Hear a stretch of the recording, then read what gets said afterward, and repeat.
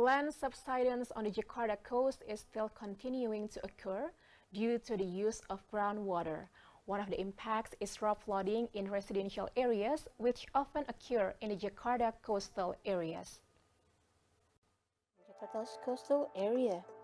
Based on data from the Water Resources Department of DKI Jakarta Province, in the last 10 years, land subsidence in Jakarta's coastal area has experienced a slowdown in the last 10 years.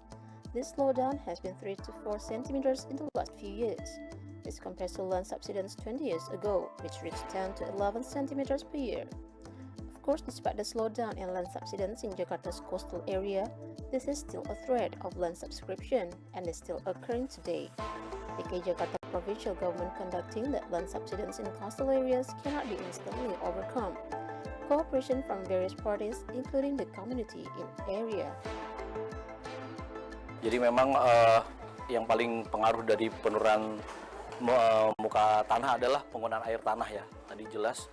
Jadi pengaruh dari penggunaan air tanah oleh industri-industri rumahan, kemudian juga rumah tangga itu jelas mempengaruhi.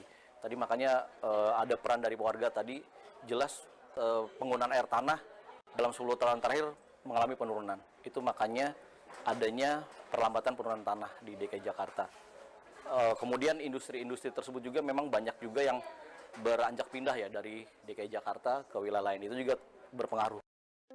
According to researchers from the National Research and Innovation Agency, Brinius Budiono, the impact of land subsidence is the occurrence of rock flooding, seeing the comparison of the relatively slow sea level rise of 2 to 4 millimeters per year compared to land subsidence in the relatively higher coastal area of Jakarta.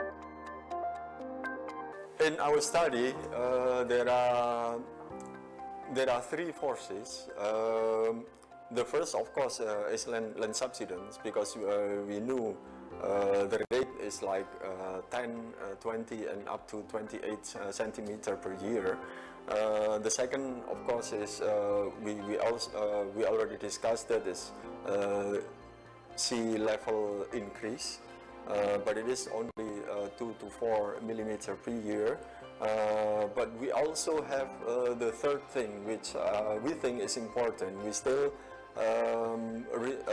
research this, whether it is true or not, but we believe in our hypothesis that climate change create extreme climate events that make the regulation between accretion and sedimentation in coastal area, in coastline area, is not as used to be. So when there is extreme events, the scouring is bigger, and when the land subsides, then the water is permanently inundated, because after that, accretion and sedimentation doesn't work anymore in the coastal area. One of the residents living near the coastal area of Jakarta experienced flooding by the impact of groundwater subscription. Even with the frequent flooding, he raised the floor level of her house.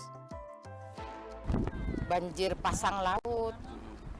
Kalau pasang laut tuh kan got tuh penuh dulu, udah got penuh, rembes ke rumah karena rumahnya masih rendah. Yang ditinggiin tuh baru dapur sama halaman, tengah rumah tuh belum. Jadinya kita rembes kena banjir, air pasang laut. According to Yus Budiono, steps must be taken by the government in the near future, when in short term or long term, to address land subsidence, namely maximize pipeline programs, which are the main factor in reducing the amount of groundwater used by Jakarta residents.